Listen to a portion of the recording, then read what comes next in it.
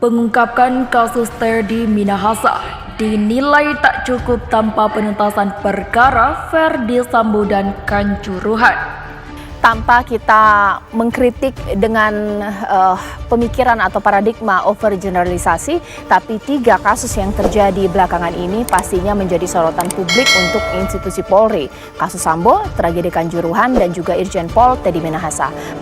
Begitu ada peristiwa, FS runyam semuanya dan jatuh ke angka yang paling rendah.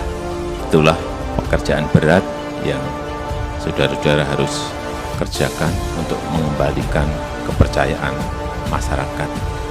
Sehingga komunikasi yang dibangun, Presiden bukan hanya mengangkat dan juga memberhentikan atau mengganti. Tetapi ketika Presiden melihat bahwa ada hal-hal yang perlu diberikan perhatian, apalagi setelah FS, Kanjuruhan, tambah lagi kasus Teddy Minahasa ini, Presiden merasa perlu untuk memberikan perhatian dengan memberikan arahan, karena beliau adalah pimpinan tertinggi. Mengingat ada 2 anggota Polri aktif yang ternyata dari hasil pengembangan terlibat di dalamnya. Masih ada anggota yang nakal, masih ada anggota yang melanggar arahan yang sudah berulang-ulang. Komitmen kami untuk menindak tegas terkait dengan masalah hal-hal yang tadi disampaikan oleh Bapak Presiden, video online, narkoba, dan juga komitmen kami untuk melakukan bersih-bersih di institusi Polri. Peneliti dari Institute for Security and Strategy Studies bidang kepolisian Bambang Rukminto menilai pengungkapan kasus peredaran narkoba Irjen Teddy Minahasa tak cukup untuk mengembalikan kepercayaan publik terhadap Polri. Sebabnya, Polri masih punya PR untuk menuntaskan kasus dugaan pembunuhan berencana yang menyeret nama Ferdy Sambo, dugaan jaringan judi online di kepolisian, hingga tragedi Stadion Kanjuruhan yang menewaskan 132 orang. Pengungkapan kasus TM ini tidak akan bisa membalikan kepercayaan publik kepada kepolisian, kata Bambang kepada Kompas.com. Terlalu banyak bila PR-PR sebelumnya seperti penuntasan kasus obstruction of justice terkait Sambo, konsorsium judi 303, tragedi Kanjuruhan tidak segera dituntaskan juga, tuturnya. Alih-alih meningkatkan kepercayaan publik, kata Bambang, penetapan Teddy Minahasa sebagai tersangka kasus peredaran narkoba justru memunculkan asumsi adanya perang antar faksi di internal Polri.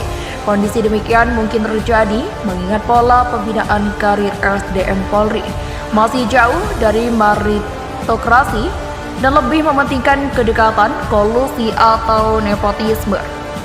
Selain itu, lanjut Bambang, pengungkapan kasus Teddy Minahasa juga mungkin membuat publik berspekulasi bahwa ini sekedar pengalian isu dari kasus-kasus besar lainnya yang melibatkan kepolisian.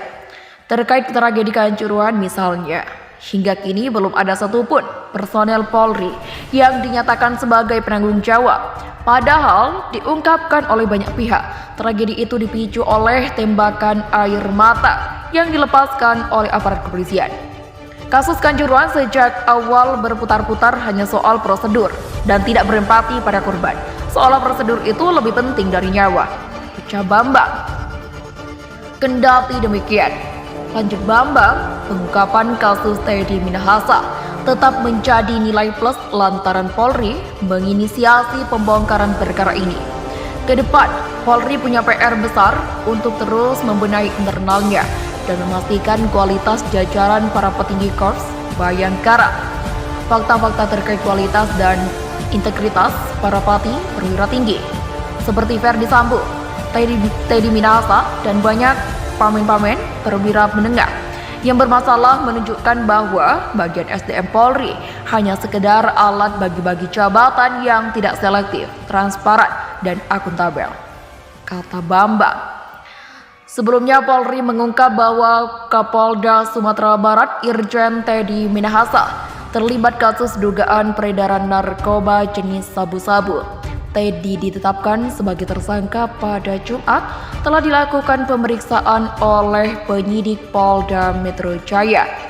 Sudah ditetapkan Bapak TM jadi tersangka, kata Direktur Reserse Narkoba Polda Metro Jaya, Kombes Mukti Juharsa.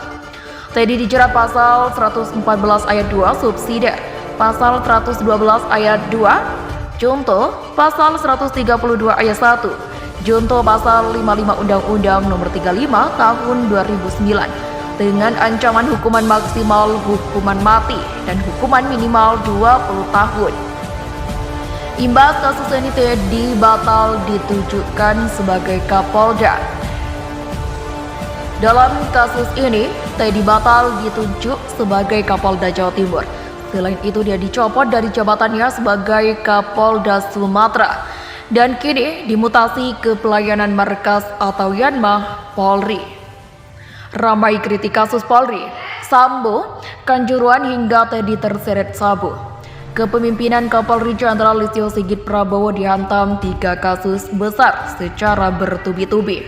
3 kasus itu adalah dugaan pembunuhan yang dilakukan Irjen Verdi Sambo terhadap ajudannya, Nofriansah Yosua Huta Barat, tragedi Stadion Kanjuruhan, serta Kapolda Sumatera Barat Teddy Minasa yang diduga jual sabu barang bukti. Publik ramai-ramai mengkritik Polri. Presiden Joko Widodo secara langsung menyebutkan bahwa kasus pembunuhan berencana yang dilakukan Verdi Sambo membuat kepercayaan publik terhadap Polri menurun. Begitu ada peristiwa Verdi Sambo, runyam semuanya. Jatuh angka kepercayaan publik pada Polri menjadi paling rendah, kata Jokowi Istana Negara pada Jumat. Sementara itu, anggota Komisi 3 DPR dari fraksi Demokrat Santoso mengatakan kasus penjualan barang bukti narkoba yang melibatkan Kapolda itu seolah membuat Polri saat ini sudah tidak bisa diharapkan. Kalau itu terjadi, maka Polri saat ini sudah benar-benar tidak bisa diharapkan lagi karena sampai Kapolda saja terlibat narkoba, kata Santoso lewat pesan singkatnya.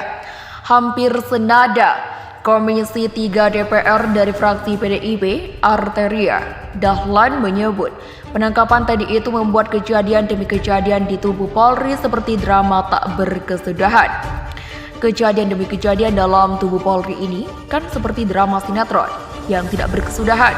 Meluluh lantakkan kerja keras kami selama 20 tahun pastinya harus dihentikan, katanya saat dihubungi.